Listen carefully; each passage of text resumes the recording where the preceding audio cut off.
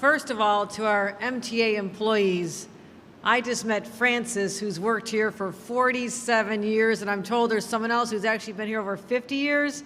Where's that? Right there. Take a bow, Frances. Bring out Frances. These are our heroes. Thank you. Thank you for being such dedicated public servants. So grateful. Today we're going to witness the future of transportation in motion. We're going to take a ride. Last year, the first year since the pandemic, over 1.1 million riders have had a great experience on the MTA, connected them to their jobs, their families, recreation, and sometimes on a weekend, that's Sunday brunch. The 6th line moved more riders than the LIRR and Metro North combined. I have one thing to say. The subway is roaring back, and I thank the thousands of workers who persevered during the toughest days, the dark days of the pandemic, who are still here on the job every single day. So let's give a round of applause to our entire MTA workforce. Thank you. So grateful for all of you. And today, many of our riders are going to have a chance to experience what they call the open gangway car. Now, what's that? Well, you don't know it because this will be the first time ever these cars have been deployed in North America.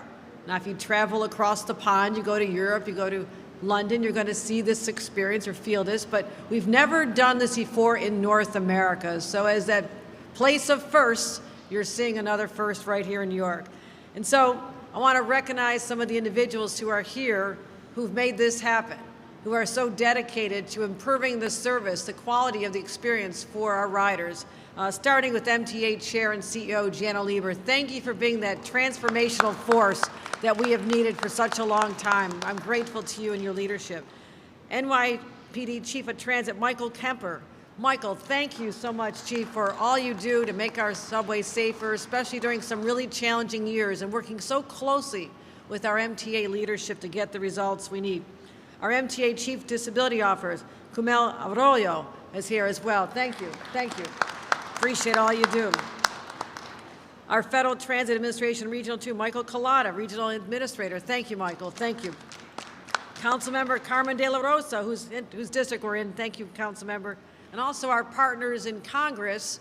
We're represented here by Adriano Espaillat. I've been in this neighborhood many times. We were here down the block a while ago to announce the Public Theater, where we had Lin-Manuel Miranda and his family to create something special. So I was walking these blocks not that long ago with our congressmen, also our leaders, Senator Gillibrand, and of course our Majority Leader Chuck Schumer, who are very instrumental in the Biden administration getting the money back here to make sure this happens. So this is the 3rd year we're putting a real spotlight on our subways, making sure that they're safer, improve accessibility, and to give riders, as I said, a better experience. That's our job. And last year, we halted the upward trend of crime. You saw it going up and up and up. People were too afraid to take the subway. That dynamic has changed dramatically. It is now down not only is it not going up, it's down 2.6%, and that's even 9% lower than we had just a few years ago in 2017. Now, I talk about this because we've also seen a huge drop in the violent crimes, the ones that frighten people. Murders on the subway down 50%. Arrests and summons, which mean the perpetrators are getting caught, are also up 50%. So violent crime is down.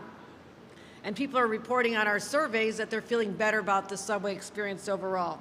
So we want to make sure that good feelings, that the good times keep rolling, and that's what we're doing by launching this new line on these new cars on the C train. If you've not been on it, we're going to take a trip in a few minutes. You can actually move seamlessly from one car to the other. Think about that. You're not trapped. If you want to have a different experience, you can get up and move around. You don't get claustrophobic. If you see someone who looks more interesting to talk to somewhere else, just get up and wander around. It also closes the dangerous gap where young people have been harmed and others have fallen through this gap and some loss of life because of the subway surfing, which has become popular. So we're making sure that we're smart about our technologies, but also improving the experience. They're also more spacious. Wider doors, wheelchair accessibility is easier when there's more space to go in and out. It just makes sense. And so you can get out, your commutes can be easier. Also, these new cars have security cameras already built in. Why that is so important? First of all, it's called a security camera. It gives people a sense of security. Every car has at least 2 cameras that people know that when something's going on that makes them uncomfortable, there's somebody aware of it. And that's a great deterrent, but it also gives people that sense of comfort. You know, the police can actually see what's going on if necessary and respond quicker. So we're not waiting just for these cars to come on. You heard me talk about cameras multiple times. I was with Mayor Adams on 2 different occasions. Usually this time of year, we talk about our initiatives for the upcoming year. We talked about our COPS Camera and Care initiative. We talked about, we got together in September 2022, and I said, we need more cameras on the cars. And so we stood there and said, that's our goal. We currently have 14,000 cameras throughout this system. Those are in the stations as well. And we have 2,400 on subway cars. Now, 2,400 already, that's up from 0. We started with 0. Now we have 2,400 cameras. And we have 3,000 more per quarter. We're installing 33 cameras a day. So by the end of this year, because I said it had to be done sooner, remember, Jano? Yeah. Okay, I was told 3 years, maybe 4. Jano got it done. So we're going to have doubled the number of cameras on our transit system to nearly 30,000 on all new trains and also our existing trains. So you remember April 2022, I remember it vividly when 29 people were shot on our train. And there was a problem because some of the cameras weren't functioning. Not all the areas were able to be under surveillance of cameras. And so we said that that's not acceptable. So we changed that dynamic to enhance the security and make sure that people are aware of them as well. Also, we've had subway footage camera play a role in investigation of a shooting in Bed-Stuy, which 2 New Yorkers were injured. Again, the cameras can lead us to the perpetrator and make sure that they get the consequences they're supposed to and not get away with it. We also helped joyriders be investigated on a train that was stolen in Forest Hills not that long ago. So our cameras are making a difference, but not just on the criminal front. Many of our riders who are regulars have experienced seeing people who are homeless, who have mental health challenges, suffering from addiction, and we know that the subway trains become a refuge for them out from the elements. It's very common. So this is why we want to make sure that we also continue focusing intensely on mental health services. State investment in mental health is up exponentially, up over 45%, up from $3.3 billion in 2022 to over $4.8 billion. And where is that money going? It's going into our subway trains as well. And this is something that the mayor and I are very much committed to. And across New York City, we're investing over $20 million in our SOS operations, our safe operation supports. And what this is, if you've seen these individuals, they're so dedicated. They're wearing the purple jackets. It says SOS on the back. I've walked their beats with them. I've seen them interact with people. People that have made a decision that they're going to continue unable to take care of themselves, that they're going to stay in the subways until someone with compassion and understanding and the training can help wrap around them and make them feel safe enough to go somewhere else. We've been so successful. It's not a one-day, someone leaves and they come back the next day. We're talking about the long-term homeless are now finding places to, find a different experience. Our teams have had over 15,000 encounters with these individuals since they started. We launched this together. It's great. It's having a great success, and we're really proud of that. The objective is to make sure that they end up in housing, and that's what we're focusing on as well. So bottom line is, the subway keeps the city moving. I can't imagine the city without it. It would not be as vibrant. It would not be as fast-paced. It would not be New York City. Our entire region's economy depends on it. And also, I want to say one more time, that's why initiatives like congestion pricing are so important. We have projects we want to fund. We want to finish the 2nd Avenue subway instead of talking about it for generations like has always happened. We want new ideas like the Inter-Bureau Express because people are not coming into Manhattan every day. They're going from they're going from Queens to Brooklyn and vice versa. They deserve to have world-class transportation. So we want to make sure that we can properly fund our 5-year capital plan, and that hinges on the continuation of the plan to go forward with congestion pricing without further delays. So the future is just on the tracks. I'm looking forward to taking the ride and trying out this new experience. We're still in a trial period. We're going to be talking about what that's all about in the next couple minutes, and I'll have Jano address that as well. But I want to thank everyone for being here to witness this new chapter in the future of transportation in New York City. Thank you.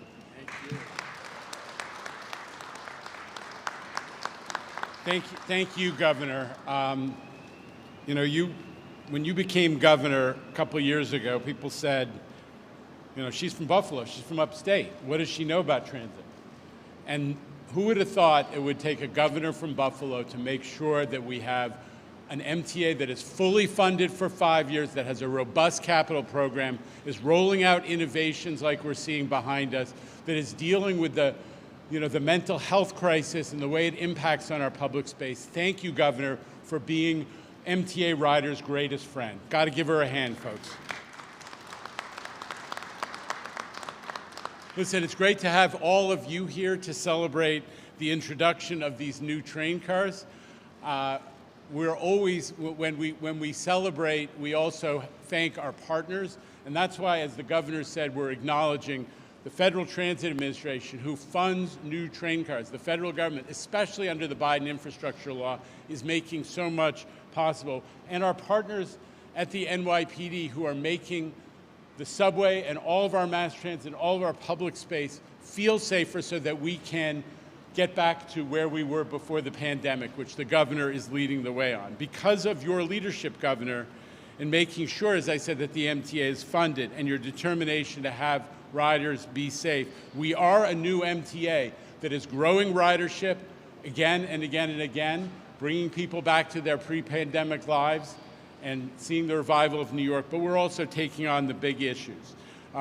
New York is the mass transit capital of North America. Sometimes I push it and think it's the mass transit capital of the world. Our business model, though, this is New York. Our business model is moving lots of people around to make possible the density that is the essence of New York and what makes us an economic powerhouse. It's all those people being able to get together and do creative thinking and to create economic activity, and only mass transit makes it possible. Wouldn't be possible otherwise.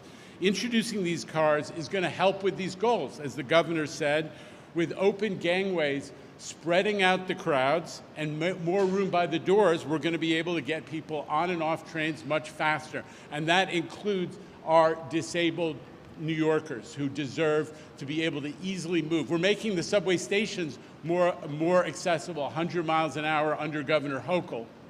Now we're making it easier for folks who are moving around in wheelchairs and otherwise and with other mobility aids to get on and off trains. Faster loading and unloading. And now, because these cars are not only equipped with the cameras the governor talked about, but also with modern signaling technology, these are the cars that are going to enable us to put modern signals in effect on the whole A train. We've been working on it piece by piece, but that will mean much more reliable service for A and C train riders, because you can run many more cars. You can run cars much closer together safely when you have a modern signaling operation, and that's what also these cars enable. Now, that also depends on us finishing the re-signaling project, which, it's no secret, as the governor has acknowledged, is waiting for congestion pricing. It's not just 2nd Avenue subway and all those additional accessible stations that need to be funded by congestion pricing. It's modern signaling so folks in Far Rockaway and Washington Heights and Brownsville can have the same quality of service as folks on the L train have. That's what's at stake in congestion pricing. Listen, everything we've done at MTA comes down to getting more New Yorkers to use mass transit, which is the fastest, greenest, and most affordable way to get around. And just to tick off a few of the highlights that we've accomplished under Governor Hochul: increasing subway service on 11 lines, thanks to your budget last year. Growing Long Island Railroad service by 40% since Grand Central Madison opened. Surging accessibility projects, 25 in the last 3 years, never been done at that pace. Doing a borough-by-borough bus redesign so we can get a lot more bus service and faster bus service for New Yorkers and get them around their neighborhoods. And of course, those big system expansion projects, 2nd Avenue subway, but also the governor's beloved Interborough Express, the IBX that'll connect Brooklyn and Queens in a major way and passive travel that are not available now. This is a golden age in mass transit under Kathy Hochul. There is nothing that gives you a better taste of the future and what's coming and what we can deliver than the train we're about to board together. Thank you. And with that, I think we're going to just take some questions. Am I correct? And move on to the celebration. Thank you.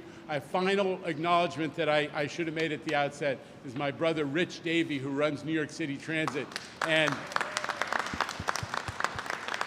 all the stuff we do to operate New York City Transit and build this incredible institution is going great guns under Rich. So thank you, Rich, for all you do. Governor.